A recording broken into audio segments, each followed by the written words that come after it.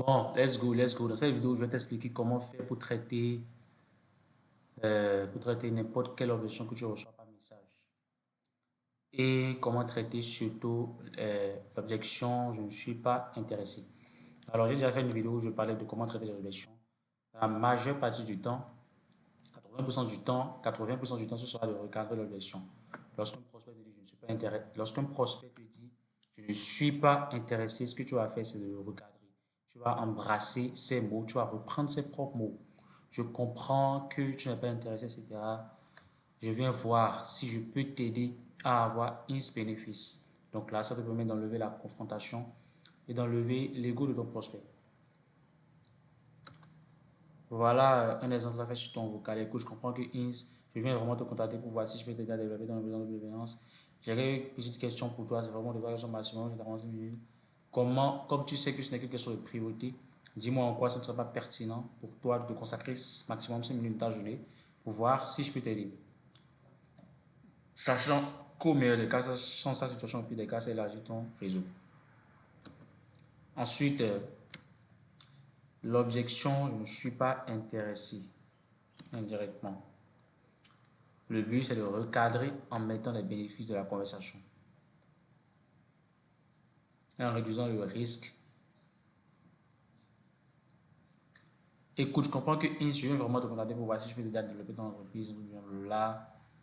Là, comme tu sais que je n'ai que sur le priorité, dis-moi en quoi ce ne sera pas pertinent pour toi de consacrer 5 minutes. Là, j'ai déjà dit ce que je viens de montrer. Là, c'est lorsque la personne dit qu'elle n'est pas intéressée indirectement et qu'elle tourne autour du pot, voilà une réponse froide, etc. Maintenant, lorsqu'elle te dit clairement,